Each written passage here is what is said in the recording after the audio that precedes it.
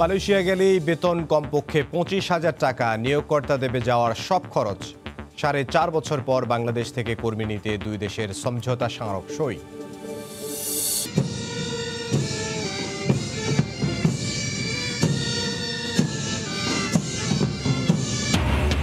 Border গার্ডকে আধুনিক সীমান্তরক্ষী বাহিনী হিসেবে গড়ে তোলা হচ্ছে। বিজিবি দিবসে প্রধানমন্ত্রী চেইন অব কমান্ড মেনে চলার নির্দেশ। বুস্টার ডোজ দেয়া শুরু। ফাইজারের টিকা নিলেন 6 মন্ত্রী সহ 60 জন। পর্যায়ক্রমে দেয়া হবে 2 ডোজ পাওয়া সবাইকে।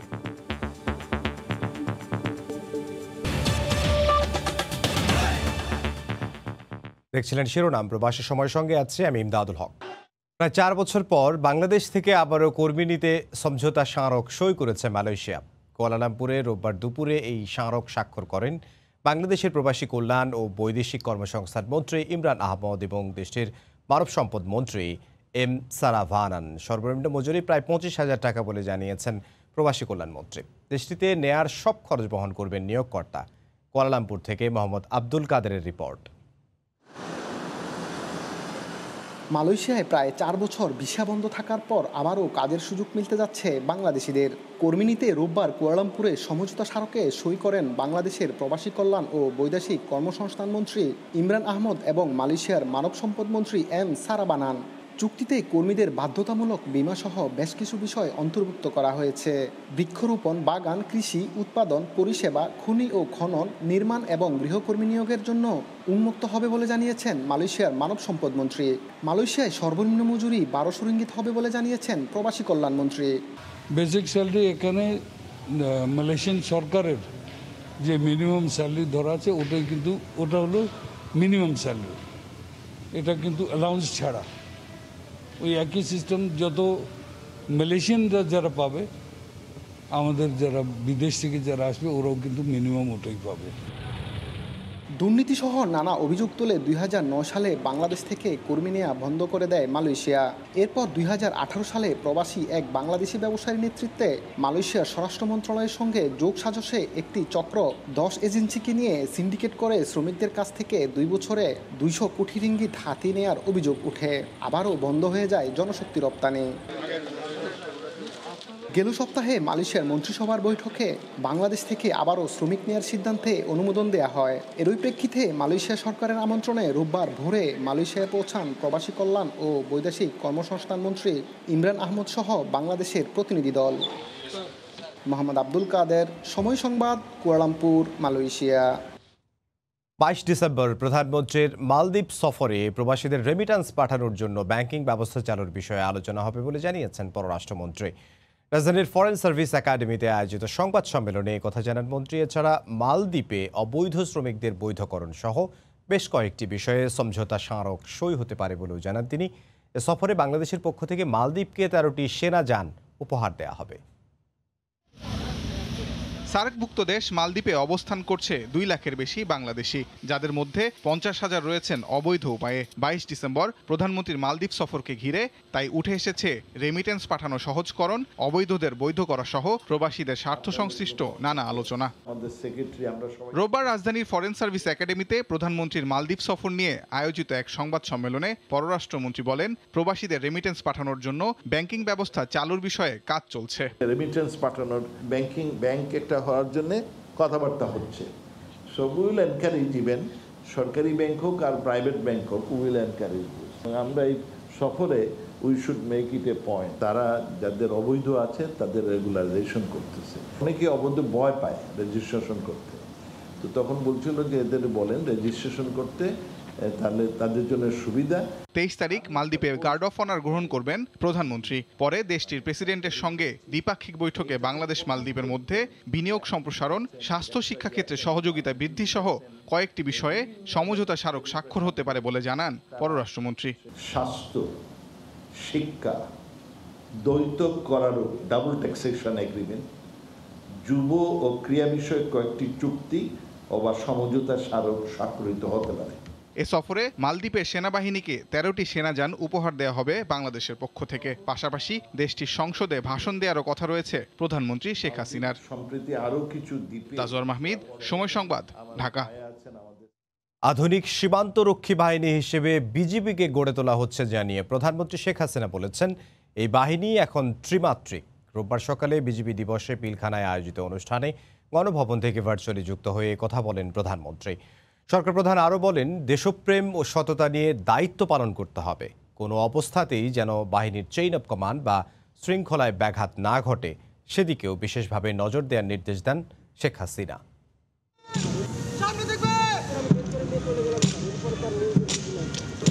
বর্ডার গার্ড বাংলাদেশ বা বিজিবি সীমান্ত সুরক্ষায় নিয়োজিত ২০০ বছরের বেশি পুরনো এই আধা সামরিক বাহিনী সময়ের পরিক্রমায় সংস্কারের নানা পথ অতিক্রম করে এই বাহিনীটি এখন পরিণত হয়েছে ত্রিমাত্রিক ও প্যারামিলিটারি হিসেবে। প্রতি বছরের ধারাবাহিকতায় এবারও বিজিবি দিবস উপলক্ষে রোববার সকালে সদর দপ্তর পিলখানায় ছিল বর্ণাঢ্য কুচকাওয়াজের আয়োজন। গণভবন থেকে ভার্চুয়াল মাধ্যমে এতে যোগ দিয়ে সালাম গ্রহণ করেন প্রধানমন্ত্রী শেখ হাসিনা।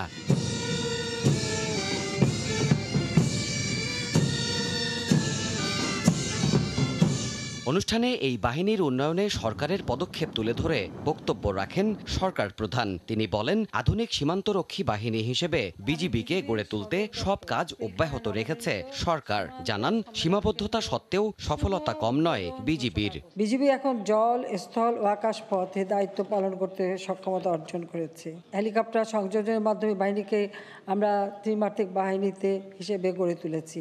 এ বাহিনীকে আধুনিকায়নের লক্ষ্যে ঝুঁকিপূর্ণ সীমান্তে smart digital surveillance and technical response system স্থাপন ও সম্প্রসারণ করা হয়েছে। সীমান্ত রক্ষার পাশাপাশি অভ্যন্তরীণ আইন শৃঙ্খলা রক্ষায় বিজিবির ভূমিকার প্রশংসা করেন প্রধানমন্ত্রী। স্মরণ করিয়ে দেন বাহিনীর শৃঙ্খলা রক্ষার দায়িত্ব সম্পর্কেও। সীমান্তে নিরাপত্তা রক্ষা সহ চোরাচালান, মাদক পাচার ও নারী শিশু পাচার রোধে আপনারা সফলতার সাথে দায়িত্ব পালন করে যাচ্ছেন। আভ্যন্তরীণ আইন শৃঙ্খলা রক্ষা ও দেশ গঠনমূলক কাজে আপনাদের ভূমিকা প্রশংসনীয়। দেশপ্রেম, সততা, শৃঙ্খলা নিয়ে নিজ নিজ দায়িত্ব পালন করবেন। কখনো শৃঙ্খলা ব্যাঘাত ঘটাবেন না, তাতে নিজেদেরই ক্ষতি হবে। চেইন অব কমান্ড মেনে চলবেন। কর্তৃপক্ষের আদেশ মেনে চলা প্রতিটি শৃঙ্খলা বাহিনীর অবশ্য কর্তব্য।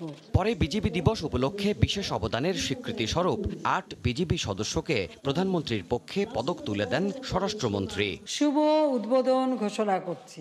এছাড়া পিলখানায় নবনির্মিত সীমান্ত সম্মেলন ভবনের আনুষ্ঠানিক উদ্বোধন ঘোষণা করেন প্রধানমন্ত্রী। সবশেষ বিজিবিতে সংযোজিত বিভিন্ন সরঞ্জাম, বুলেট প্রুফ এপিসি, এটিভি সহ সীমান্ত রক্ষার আধুনিক কৌশল সম্পর্কেও বিভিন্ন প্রদর্শনীর মাধ্যমে তুলে ধরা হয় বাহিনীর সক্ষমতা। দেবাশিস রায়, সময় সংবাদ, ঢাকা। দেশে শুরু হলো করোনা টিকার বুস্টার ডোজ প্রয়োগ কার্যক্রম। উদ্বোধনী দিনে নিয়েছেন সরকারের গুরুত্বপূর্ণ ৬ মন্ত্রী সহ কমপক্ষে ৬০ জন নাগরিক। অ্যাপ উপযোগী করার পরই SMS এর মাধ্যমে ৬০ ঊর্ধ্ব নাগরিক ও ফ্রন্ট লাইনারদের ধাপে ধাপে জানিয়ে দেওয়া হবে বুস্টার ডোজ নেয়ার তারিখ। তবে টিকার কোনো সংকট হবে না বলে জানান নীতি নির্ধারকরা। জয় বাংলা।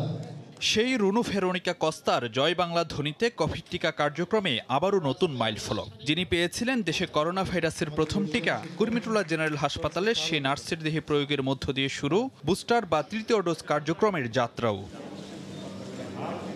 রোববার রাজধানীর মহাখালীর বিসিপিএস মিলনায়তনে উদ্বোধনী অনুষ্ঠানে বুস্টার ডোজ নেন ৬ মন্ত্রী, সম্মুখ সারির যোদ্ধা, চিকিৎসক, নার্স, পুলিশ, সাংবাদিক এবং ৬০ ঊর্ধ্ব নাগরিক সহ ৬০ জন, যারা পর্যবেক্ষণে থাকবেন কয়েকদিন। এটা খুবই সুরক্ষা এবং এটা আমাদের জন্য প্রয়োজন। মানসিকভাবে আমি শক্তিশালী হয়ে গেছি। বয়স বেশি হয়েছে, সেই জায়গাটার ক্ষেত্রে আমি মনে করি যে এটি একটি অসাধারণ চমৎকার একটি সিদ্ধান্ত। তবে পুরোদমে বুস্টার ডোজ কার্যক্রম শুরু করতে ২৮ ডিসেম্বরের আগে হালনাগাদ হচ্ছে না সুরক্ষা অ্যাপ হালনাগাদের পর SMS এর মাধ্যমে ৬০ ঊর্ধ্ব নাগরিক ও ফ্রন্টলাইনারদের জানিয়ে দেওয়া হবে বুস্টার ডোজ নেওয়ার তারিখ। এতে প্রয়োজন হবে না আলাদা করে নিবন্ধনের। আমরা যেভাবে দিয়েছি আগেও SMS এর মাধ্যমে, এখনো SMS এর মাধ্যমেই সবাইকে জানানো হবে যে কে কখন কোথায় টিকা নেবে। ইন্টারন্যাশনাল এক্সপার্টদের সাথে আরও যোগাযোগ রাখতে বলা হচ্ছে যে কিভাবে আপনার কোন প্রোটোকলে আমরা বুস্টারটা দিব। আর টিকার কোনো ঘাটতি নেই জানিয়ে সরকারের মন্ত্রীরা বলছেন, বিশ্ব স্বাস্থ্য সংস্থার প্রোটোকল অনুযায়ী চলবে বুস্টার ডোজ প্রয়োগ। বুস্টার ডোজের পাশাপাশি সব চলমান থাকবে। প্রোগ্রামের মাধ্যমে যেটা আমরা করি সেটাও চলমান থাকবে। কোনো জায়গায় কোনো কিছু ব্যাহত হবে না। সাপ্লাইয়ের কোনো সমস্যা নাই, বরং আমরা যদি ভ্যাকসিনগুলো না দেই যে আমাদের নতুন যে সাপ্লাই আসার কথা সেইগুলো বিলম্বিত হবে। নীতি নির্ধারকরা জানান দ্বিতীয় ডোজ ও বুস্টার ডোজের মধ্যে ব্যবধান রাখা হচ্ছে 6 মাস বা তার বেশি সময়। প্রাথমিকভাবে বুস্টার ডোজ হিসেবে দেওয়া হচ্ছে ফাইজারের টিকা, আগামীতে দেওয়া হতে পারে মডার্নাও। ফারুক ভূঁইয়া, রবিন, সময় সংবাদ, ঢাকা। দেশের ইউনানি ও আয়ুর্বেদিক চিকিৎসাকে আইনি কাঠামোর আওতায় আনার সিদ্ধান্ত নিয়েছে সরকার। মিথ্যা উপাধি ব্যবহার করে ইউনানি আয়ুর্বেদিক চিকিৎসা দিলে জেল জরিমানার বিধান রেখে বাংলাদেশ ইউনানি ও আয়ুর্বেদিক চিকিৎসা আইন 2021-এর খসড়ায় নীতিগত অনুমোদন দিয়েছে মন্ত্রিসভা। প্রধানমন্ত্রী শেখ হাসিনার সভাপতিত্বে মন্ত্রিসভার বৈঠকে অনুমোদন দেওয়া হয় বলে ব্রিফিংয়ে জানান মন্ত্রিপরিষদ সচিব। বিএমডিসি যেরকম ওরকম একটা কাউন্সিল থাকবে এবং সেই কাউন্সিল আপনার তাদের একাডেমিক সাইটগুলো দেখবে, কারিকুলাম কি হবে। সংস্থা, প্রতিষ্ঠান, ব্যক্তি মিথ্যা উপাধি ব্যবহার করলে অনুমোদন ব্যতীত ঔষধ সেবনের পরামর্শ বা প্রেসক্রিপশন যদি কেউ দেয়, সেই ক্ষেত্রেও 1 বছরের কারাদণ্ড বা 1 লক্ষ টাকা অর্থদণ্ড বা উভয় দণ্ড হতে পারে। যদি কোনো সংস্থা বা প্রতিষ্ঠান বা ব্যক্তি ডিগ্রির অনুকরণ করে 3 বছরের কারাদণ্ড বা 5 লক্ষ টাকা অর্থদণ্ড বা উভয় দণ্ডে দণ্ডিত হবে। বিজয়ের মাসে নগরবাসীকে শৃঙ্খলাবদ্ধ পরিবহন ব্যবস্থা উপহার দিতে 26 ডিসেম্বর থেকে চালু হচ্ছে ঢাকা নগর পরিবহন। 50টি বাস নিয়ে ঘাটারচর কাঁচপুর পর্যন্ত চালু হবে বাস রুট রেশনালাইজেশন কার্যক্রমের প্রথম ধাপ।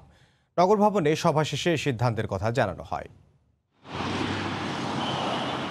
বিজয়ের মাসে রাজধানীর বুকে সবুজ রঙের বাস দিয়ে শুরু হতে যাচ্ছে বাস রুট রেশনালাইজেশনের কার্যক্রম। 26 ডিসেম্বর বিআরটিসি সহ 7টি প্রতিষ্ঠানের বাস দিয়ে প্রকল্পের উদ্বোধন করবেন সড়ক পরিবহন ও সেতুমন্ত্রী।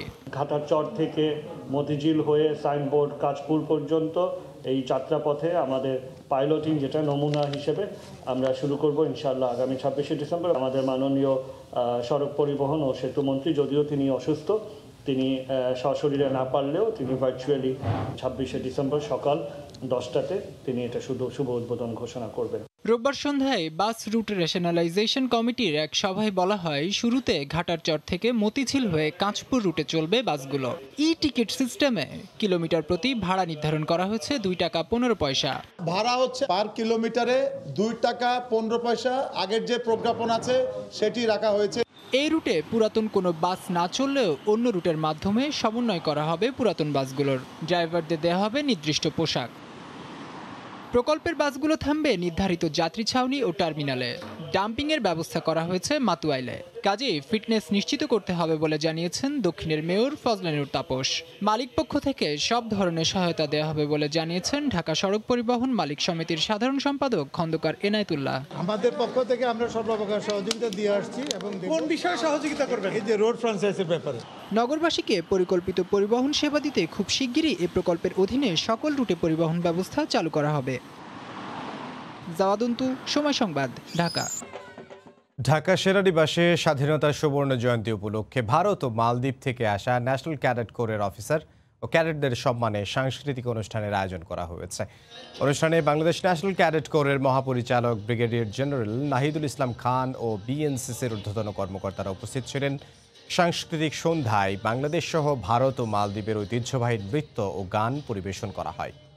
যুক্তরাষ্ট্রে আলোচনার তুঙ্গে আইনস্টাইনের সঙ্গে তুলনা করা 9 বছরের বাংলাদেশি অধ্যাপক সুবর্ণ বারী নিজেকে 2048 সালে যুক্তরাষ্ট্রের প্রেসিডেন্ট প্রার্থী ঘোষণা করেছেন। তিনি লস অ্যাঞ্জেলেসে স্থানীয় সময় রোববার বিকেলে বিজয়ের সুবর্ণ জয়ন্তীর অনুষ্ঠানের মাধ্যমে আনুষ্ঠানিক প্রচারণা শুরুর কথা জানিয়েছেন এই বিস্ময় বালক। তার এমন ঘোষণা ব্যাপক সাড়া ফেলেছে বিশ্বজুড়ে। এর আগে ফুলারটন বিশ্ববিদ্যালয়ে তাকে সংবর্ধনা দেওয়া হয়। যুক্তরাষ্ট্র থেকে লস্কর আল মামুনের রিপোর্ট। বয়স তাঁর মাত্র 9 বছর। ধমনীতে বইছে বাঙালির রক্ত। যে বয়সে অন্য সব শিশু কার্টুন কিংবা ভিডিও গেমস নিয়ে মেতে থাকে, সে তখন অনায়াসেই সমাধান করে ফেলে জটিল সব গণিতের সমস্যা। পিএইচডি স্তরের অঙ্ক কিংবা বিজ্ঞানের নানান সমস্যার সমাধান তার কাছে মামুলি ব্যাপার। আর সে কারণেই মানব সভ্যতার ইতিহাসে সবচেয়ে কম বয়সী অধ্যাপক সে। নাম তার প্রফেসর সুবর্ণ আইজাক বারী। স্থানীয় সময় শনিবার ক্যালিফোর্নিয়া ফুলারটন বিশ্ববিদ্যালয়ে তাকে দেয়া হয় এক সংবর্ধনা। এ সময় বিরল এই ক্ষুদে প্রতিভাবানের বক্তব্য গভীর মনোযোগ দিয়ে শোনেন বিশ্ববিদ্যালয়ের শিক্ষক, শিক্ষার্থী, মার্কিন নাগরিক ও প্রবাসী বাংলাদেশিরা। সুবর্ণ আইজাক বারীর মাধ্যমে বিশ্বের কাছে আবার বাংলাদেশিরা পরিচিত হবে। একটা ইউনিভার্সিটির মতো এত মান করা নাম দামি ইউনিভার্সিটির একটা মহা একটা সম্মান সে আজকে নিয়ে গেল এখান থেকে। বিভিন্ন বিষয় সম্বন্ধে যে জ্ঞান রাখে ম্যাথামেটিক্স সহ, সেই জ্ঞান আমাদের একজন পূর্ণবয়স্ক প্রফেসরও রাখেন। লস অ্যাঞ্জেলেসের স্থানীয় সময় রোববার বাংলার বিজয় বহর আয়োজিত মহান বিজয়ের সুবর্ণ জয়ন্তীর উৎসবের প্রধান অতিথি হিসেবে বক্তব্য দেওয়ার মাধ্যমে 2048 সালে যুক্তরাষ্ট্রের প্রেসিডেন্ট প্রার্থী হিসেবে আনুষ্ঠানিক প্রচারণা শুরু করবেন সুবর্ণ। এর আগে চলতি বছরে দক্ষিণ আফ্রিকার ভিঞ্চি ইনস্টিটিউট থেকে দ্য ভিঞ্চি পুরস্কার বিজয়ী হয়ে 24 অক্টোবর আফ্রিকা থেকে নিউ ইয়র্কে ফিরেন তিনি। সেখানে বিশ্ববিদ্যালয়ের পক্ষ থেকে ডক্টর HB ক্লোপার প্রফেসর সুবর্ণ আইজাককে লাল গালিচা সংবর্ধনা দেন। দ্য ভিঞ্চি লরিয়েট পুরস্কার গ্রহণকালে PhD গ্রাজুয়েশন অনুষ্ঠানে দেয়া এক বক্তৃতায় 2048 সালে যুক্তরাষ্ট্রের প্রেসিডেন্ট পদে প্রতিদ্বন্দ্বিতা করার ঘোষণা দেন প্রফেসর সুবর্ণ আইজাক বারি। লস্কর আল মামুন, সময় সংবাদ, ক্যালিফোর্নিয়া, যুক্তরাষ্ট্র। আয়ারল্যান্ডে পাল্লা দিয়ে বাড়ছে করোনার নতুন ধরন অমিক্রন আক্রান্তের সংখ্যা, বাদ যাচ্ছে না শিশুরাও। তাই শিশুদের নিরাপত্তায় 5 থেকে 11 বছরের সবাইকে করোনার ভ্যাকসিন দেওয়ার ঘোষণা দিয়েছে দেশটির সরকার। সরকারের এই ঘোষণায় অভিভাবকদের মাঝে ফিরেছে স্বস্তি। আয়ারল্যান্ড থেকে সে খবর জানাচ্ছেন সৈয়দ জুয়েল। আয়ারল্যান্ডের শেষ 2 মাসে এমনিতেই করোনা সংক্রমণ বাড়ছিল দ্রুতই। এর মাঝে করোনার নতুন ভেরিয়েন্ট ওমিক্রন ঢুকে পড়ায় সে সংখ্যা এখন আগের চেয়ে 18% বেশি। এর আগে শিশুদের মাঝে করোনা আক্রান্তের হার কম থাকলেও এখন সে সংখ্যাও বাড়ছে প্রতিদিন। স্কুলগুলো থেকেও সংক্রমিত হচ্ছে শিশুরা, এদের থেকে অনেক অভিভাবকও আক্রান্ত হচ্ছেন। সংক্রমণ রোধে তাই 20 ডিসেম্বর থেকে 5 থেকে 11 বছর বয়সী শিশুদের সবাইকে করোনার ভ্যাকসিন প্রয়োগের ঘোষণা দিল আয়ারল্যান্ড সরকার। সরকারের ঘোষণায় স্বস্তি নেমে এসেছে অভিভাবকদের মাঝেও। এতদিন শিশুদের স্কুলে পাঠিয়ে সংক্রমিত হওয়ার যে সংখ্যা ছিল তা অনেকটাই কেটে যাবে বলে মত তাদের। শিশুদের ভ্যাকসিন দেওয়ার যে কার্যক্রম শুরু হচ্ছে আয়ারল্যান্ডে, এতে করে আমরা অভিভাবকরা অনেকটা স্বস্তি বোধ করছি। আমরা সবাই ভ্যাকসিনেটেড, কিন্তু বাচ্চারা এখনো ভ্যাকসিনের আওতায় আসে নাই। তাই আয়ারল্যান্ড সরকার আগামী 20 ডিসেম্বর নতুন পদক্ষেপ নিয়েছেন 5 থেকে 12 বছরের বাচ্চাদের ভ্যাকসিন দেওয়ার। আমি আমার বাচ্চাকে দেব আশা করি। এদিকে সংক্রমণ রোধে সোমবার থেকে হোটেল, রেস্তোরাঁ, বার, পাবগুলো রাত 8টার মধ্যে বন্ধ করার সিদ্ধান্ত নিয়েছে সরকার। সৈয়দ জুয়েল, সময় সংবাদ, আয়ারল্যান্ড। বড়দিন উপলক্ষে ফ্রান্সে উৎসবে মেতে উঠেছে রাজধানী প্যারিস সহ বিভিন্ন শহরের মানুষ। অন্যান্য শহরের পাশাপাশি প্যারিসে বিভিন্ন স্থানে বসেছে মেলা। করোনার কারণে মেলার সংখ্যা এবার সীমিত করা হয়েছে, তবে মেলায় উপস্থিত হচ্ছেন বিপুল সংখ্যক মানুষ। ক্রেতা সমাগম বেশি হওয়ায় বেড়েছে বেচাবিক্রিও, এতে খুশি বিক্রেতারা। স্থানীয়দের পাশাপাশি প্রবাসী বাংলাদেশি পরিবার পরিজন নিয়ে এসব মেলায় অংশগ্রহণ করছেন। প্যারিস থেকে বিস্তারিত জানাচ্ছেন লুৎফুর রহমান বাবু। ক্রিসমাস উপলক্ষে ফ্রান্সে এখন সাজ রব সব জায়গায় বিরাজ করছে উৎসবের আমেজ। দেশটির বড় শহরগুলোতে আয়োজন করা হয়েছে বিভিন্ন মেলার। রাজধানী প্যারিসে এমন একটি মেলার নাম হচ্ছে মার্শে নোয়েল, যেখানে প্রতিদিনই ভিড় করছেন বিপুল সংখ্যক মানুষ। আর সাপ্তাহিক ছুটির দিনগুলোতে এই ভিড়ের পরিমাণ বেড়ে যায় আরও কয়েক গুণ। করোনা সংকটের মধ্যেই বিপুল সংখ্যক মানুষ প্রতিদিন উপস্থিত হচ্ছেন এসব মেলায়। আর স্থানীয়দের পাশাপাশি প্রবাসী বাংলাদেশিরাও এসব মেলায় পরিবার পরিজন নিয়ে যোগ দিচ্ছেন। এখানে যে ক্রিসমাস উপলক্ষে যে মেলা হচ্ছে, তো এখানে আমরা বাচ্চারা সহ আসছে, অনেক রাইডে উঠছে, আমরা অনেক এনজয় করতে পারছি। আসলে আমাদের সবার খুব আনন্দ লাগছে আজকের এই মেলায় উপস্থিত হতে পেরে। আমরা পরিবার পরিজন নিয়ে এখানে আসছি, কিন্তু নতুন করে আবার যে করোনার যে মহামারী শুরু হয়েছে সেজন্য আমরা কিছুটা আতঙ্কের ভিতরে কাটাচ্ছি। আর মেলায় অংশগ্রহণকারী বিক্রেতারা জানিয়েছেন, গেল বছর করোনার কারণে মেলা অনুষ্ঠিত না হলেও এবারের মেলায় বিপুল সংখ্যক ক্রেতার উপস্থিতিতে তাদের বিক্রিও বেড়েছে অনেক বেশি। তাতে তারা ক্ষতি কিছুটা পুষিয়ে নিতে পারছেন। এদিকে গেল সপ্তাহে যুক্তরাজ্যে একদিনে 80,000-এর কাছাকাছি মানুষ আক্রান্ত হওয়ায় ফ্রান্স যুক্তরাজ্যে ভ্রমণের ক্ষেত্রে বেশ কড়াকড়ি আরোপ করেছে। ফ্রান্স থেকে যুক্তরাজ্যে যাওয়া ও আসার ক্ষেত্রে এসব কড়াকড়ি মানতে হবে দর্শনার্থীদের। এই উপস্থিতির মধ্য দিয়ে করোনা সংক্রমণ বাড়তে পারে এমন সংখ্যাও থাকছে। ফ্রান্সে প্যারিস থেকে মোহাম্মদ লুৎফর বাবু, সময় সংবাদ। এ পর্যায়ে শীর্ষ সংবাদগুলো জানিয়ে দিচ্ছি আরও একবার। বিজয়ের সুবর্ণ জয়ন্তীতে বিএনপির শোভাযাত্রায় হাতাহাতি, হাজার হাজার নেতাকর্মীর সমাগম, দাবি আদায়ে কঠোর আন্দোলনের হুঁশিয়ারি মির্জা ফখরুলের। মালয়েশিয়া গেলেই বেতন কমপক্ষে 25,000 টাকা, নিয়োগকর্তা দিবে যাওয়ার সব খরচ। 4.5 বছর পর বাংলাদেশ থেকে কর্মী নিতে দুই দেশের সমঝোতা স্মারক সই।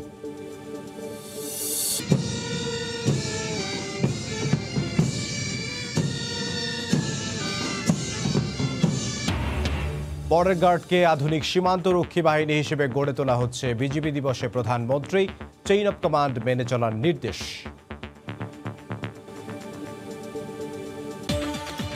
এই ছিল প্রবাসের সময়ে, সঙ্গে থাকুন সময়।